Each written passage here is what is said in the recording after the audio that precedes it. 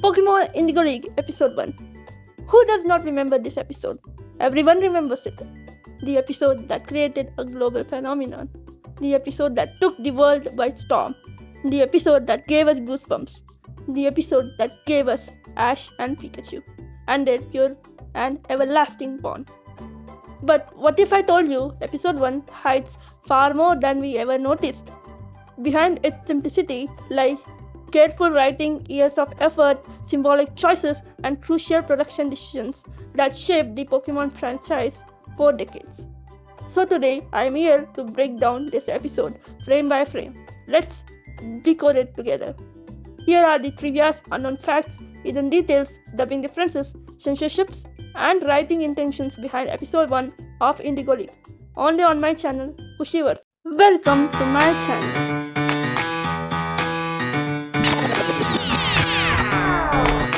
As most of you guys know, I am a huge fan of the OG Trio, Ash, Misty, and Rock. I am proudly a Misty fangirl and a Pokeshipper. And for me, Pokemon will always feel the most special from Season 1 till Season 5. That era shaped my love for this world. And till Season 5 will forever be the peak of this anime.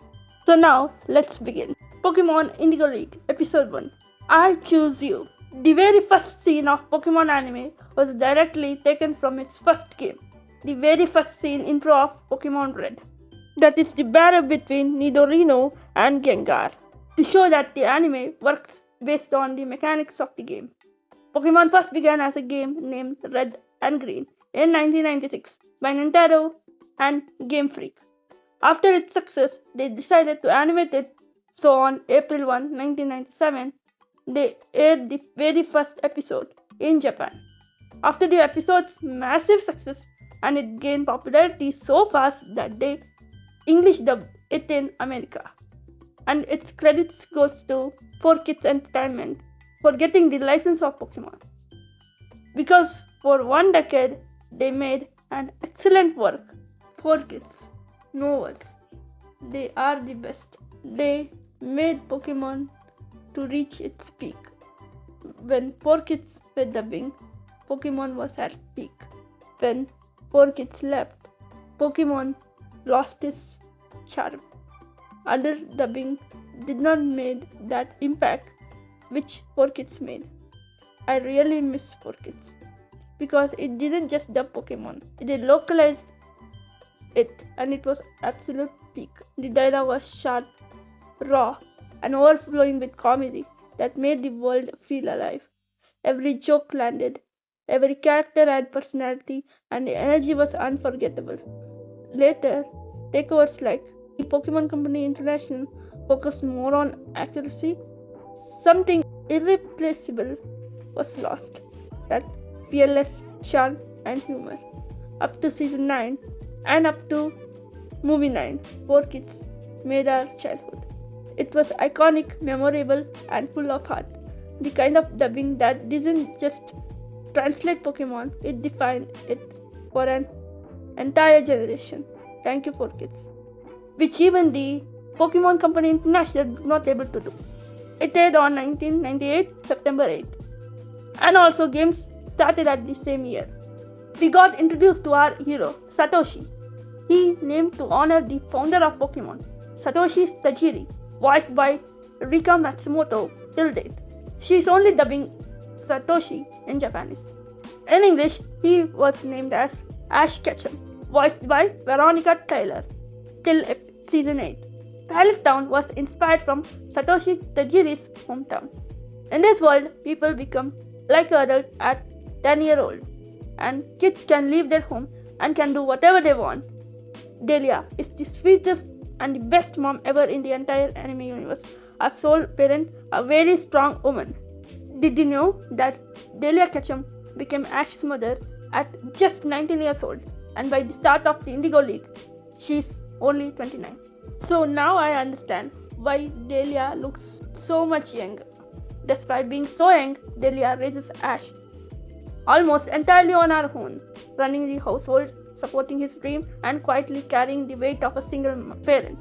It's a subtle but powerful detail that adds unexpected depth to Pokemon's very first episode. It's very sad that they never showed this directly in the anime, but it was written by Takeshi Shudo, the head scriptwriter of Pokemon, till Johto. He has even mentioned in his novel that Delia runs a family restaurant known as the Palette House.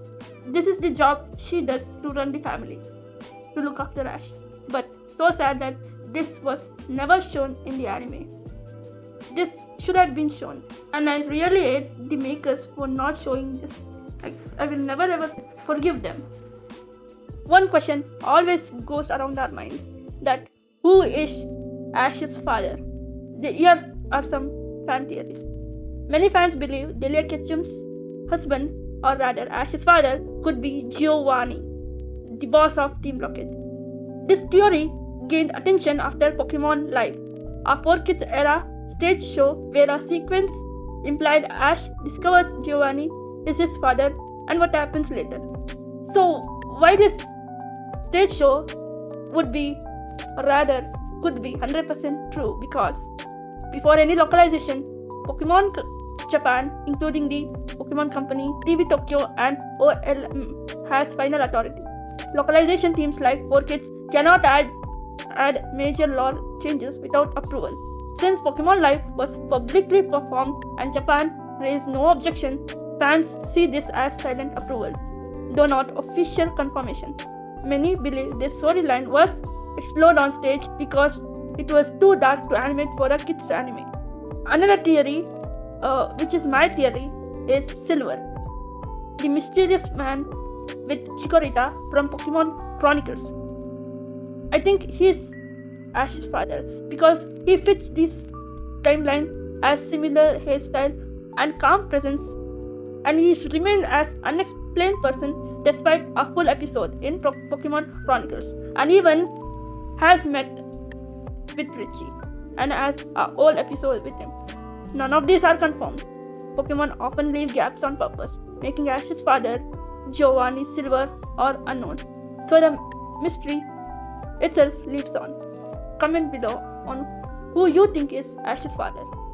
The narration part was voiced by Roger Parsons in the English dub, while the original Japanese narration was provided by Hansho Izuzuka.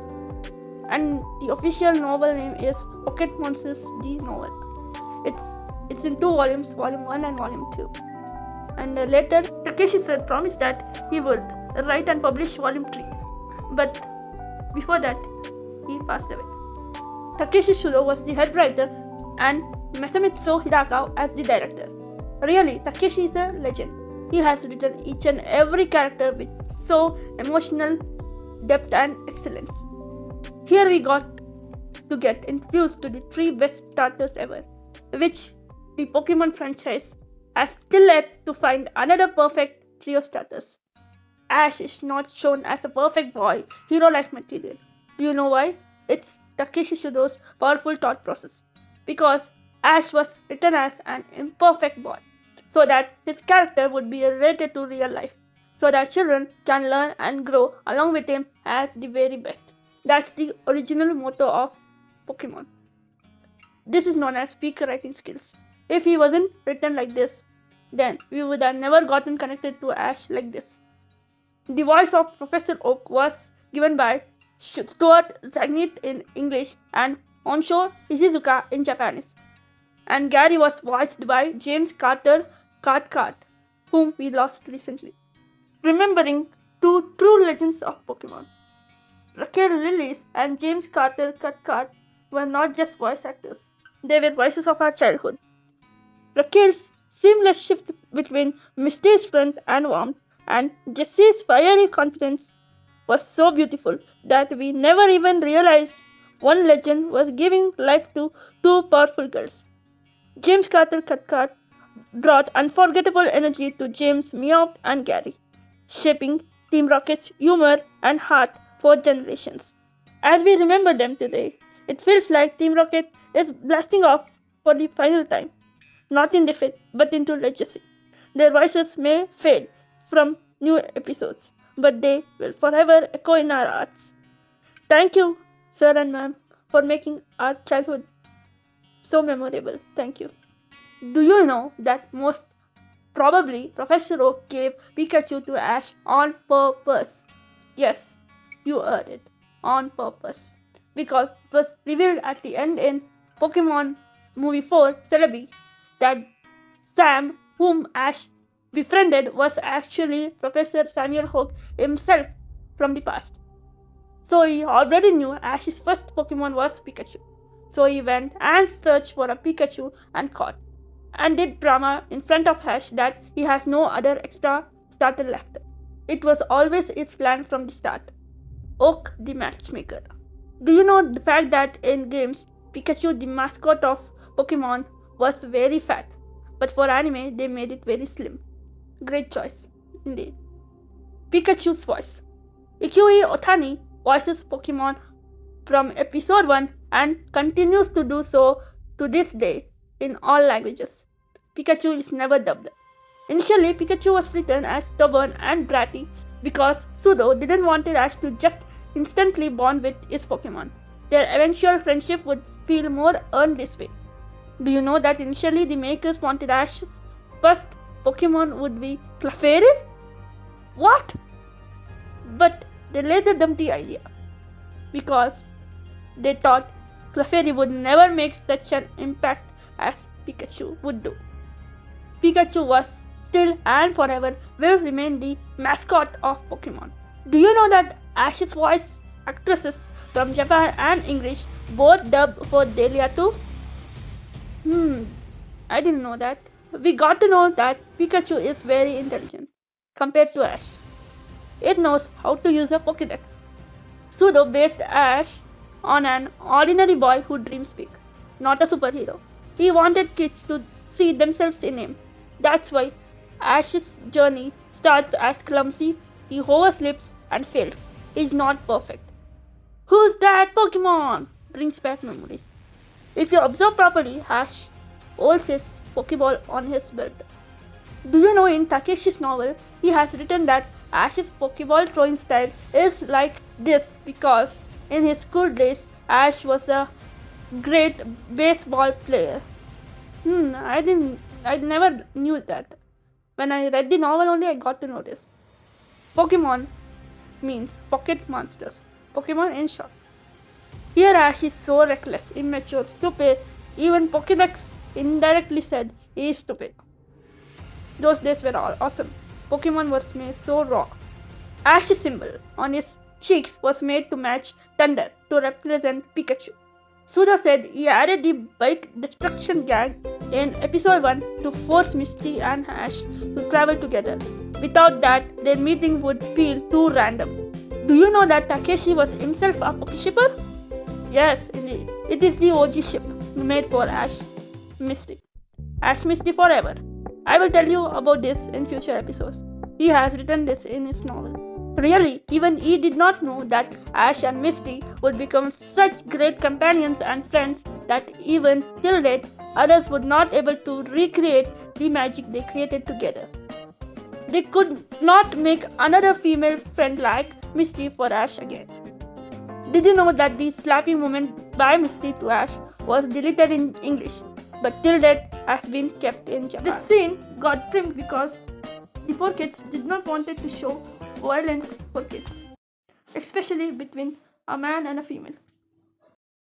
Did you know that Pokemon Indigo League, the entire season is filled with these kinds of things, and there are various other things that the localization has censored, has cut off the scene or changed the dialogue. This was according to their cultural preferences and rules. Ash saving Pikachu from Spearow, and Pikachu jumped on Ash's shoulder and used thunder to protect Ash. This iconic powerful scene cannot be recreated again by any anime, not even Pokemon themselves cannot do this again. Absolute cinema, peak. Cannot stop trying remembering that scene. This is the beginning of their eternal friendship, the ideal bond. Did you know that Ho-Oh was not shown even in games till the release of the Gen 2 games? Pokemon Gold and Silver? They had not planned for it yet in Gen 1. It was a small sneak peek for the next generation or next region. Pokemon makers have teased or foreshadowed like this many times throughout the anime, showing next gen Pokemons than previous seasons itself. Wow, what an idea to promote. Promotions were already started in previous seasons. One more point to mention. Meeting a legendary by a trainer on his very first day was no joke. It is like Oho itself came to bless Ash and Pikachu because it knew they were the chosen ones. It was just good luck charm for both Ash and Pikachu. That's all guys. Thank you for watching this video. If you liked my video, then please do subscribe to my channel, like and share it to others. Thank you.